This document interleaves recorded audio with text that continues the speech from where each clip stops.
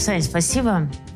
Дорогие зрители, мы вас не подводим. Я все время, когда подписываю ежедневники, которые мне приносят, покупают в нашем интернет-магазине книжки, я пишу: оставайтесь под дождем, мы вас не подведем.